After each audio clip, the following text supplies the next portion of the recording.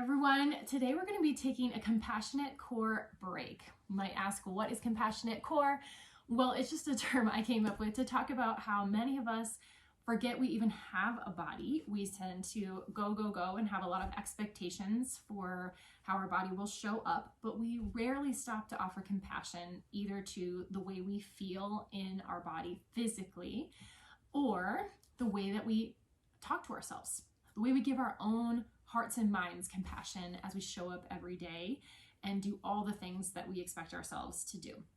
So can we take a break? Can we take a pause to offer ourselves some compassion and also then activate our deepest core to kind of help that fire inside of us, that sense of passion for our lives, the things that we love, to build and to grow and to feel connected to our deepest self. So that's the compassionate core piece. What we're going to be doing today is work on rib mobility. So while ribs may not seem like they're part of your core, they truly are. A lot of times when we talk about core training, we're talking specifically about abdominal work or our transverse abdominis. All of that is so important. We're going to be getting to that in future videos. But for today, we're going to be talking about how to mobilize our ribs. A lot of us carry so much tension from our daily lives, but also from the activities that we do, whether that's repetitive running, whether that's having to sit long periods at our desk, that keep our ribs from really moving in a way that expands sides and back. So a lot of people will end up doing shallow breathing, where they end up using accessory muscles up into their neck. They kind of breathe by getting a little bit of motion here, or they'll kind of get this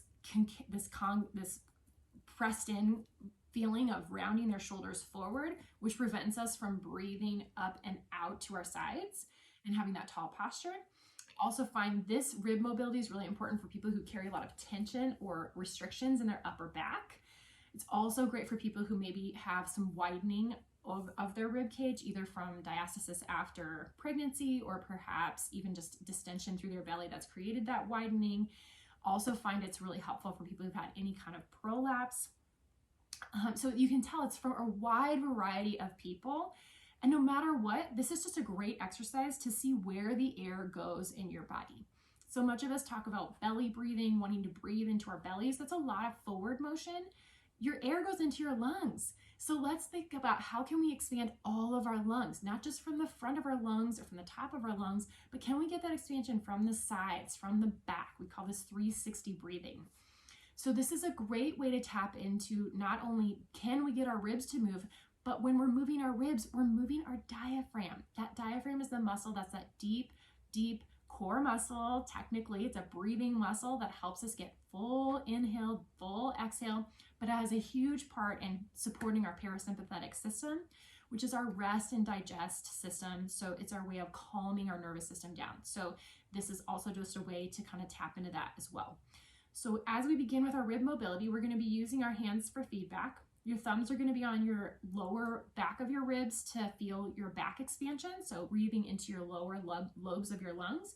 This part of your thumb here is going to be thinking about or responding to, giving you feedback about can you get your ribs to expand out to the sides. And then we're going to be using our fingers in front to actually manipulate and think about pressing manually back and in with those front ribs. The trick about this exercise is that we have to give ourselves a little overpressure by making a sound. And we're also going to be relaxing our belly. And so for those of you who have a hard time relaxing, like this girl here, it might feel a little tricky at first to feel a sense of, can I even do this without wanting to grip my abs? The reason we're not gripping abs here, for once, is we're trying to get the little muscles in between our ribs to kind of activate and help out. Those are intercostal muscles. They're really important for helping our ribs expand and contract. So it's fine with this exercise. In fact, it's expected for us to really round back. So kind of thinking about getting into that rounded posture that we all try to avoid. But for this particular exercise, we're looking for that nice, good uniform, and even a little bit more thinking about breathing into that upper lower back. So the upper part of the lower back. We call it just below your thoracic spine, basically. So as we get started, we're going to be taking the hands, putting them just at the base of those ribs. I want you to feel a sense of letting those shoulders go. And It's sometimes helpful to breathe in through the nose, out, and but whatever feels comfortable for you today. Most importantly, though, we're going to take that breath out with our relaxing the jaw, relaxing the neck, really trying to focus more on these lower ribs. Okay, so as we begin, we're going to think about taking that nice, good breath. We're going to get that long neck. Breathing out into the sides of the hands. We exhale. We're going to press in with the fingers. Relax the belly. Breathe down and into the pelvic bowl. Expanding ribs to the side, feeling the thumbs press back. And now we exhale again. Pressing in with the fingers. Relaxing belly. Inhale, open to the sides and back. Exhale, letting belly go. Fingers pressing those ribs down and in, letting the ribs expand to the back. One more breath out to the sides. Exhale, bring ribs in. Exhaling down, letting everything relax, but feeling those ribs compress and the back expand. All right, so as you come up, hopefully you're noticing, oh my gosh, I feel like I get this great stretch through my back. I feel like I'm really filled with oxygen right now. I almost feel lightheaded. That would be the goal. And as we think about this, one thing I like to do is build intention into breathing. So there's a lot of education in this video, but as a piece of compassion, just doing this is offering your body compassion to feel that nice, good exhale, that sense of really letting your ribs move, especially in places where they often feel stuck. But mentally, what we're looking for is that we're almost holding an embrace here. So just to finish today, you can do this in the future, holding here, but I want you to take your hands, wrap them around your shoulders, and we're just gonna try to do a couple more breaths, but with this time, we're gonna add some intention more mentally. So we're gonna think about breathing in ease. We're gonna think about letting go as we breathe, so letting go of that tension in the back. What we're doing is trying to allow space to build strength, right? Sometimes we have to allow space, allow time, allow that sense of mental specific belief in ourselves, that self-efficacy that we can do something. We can fight for our own strength. So taking hands, giving ourselves a good big hug and reminding ourselves that like we're trying so hard.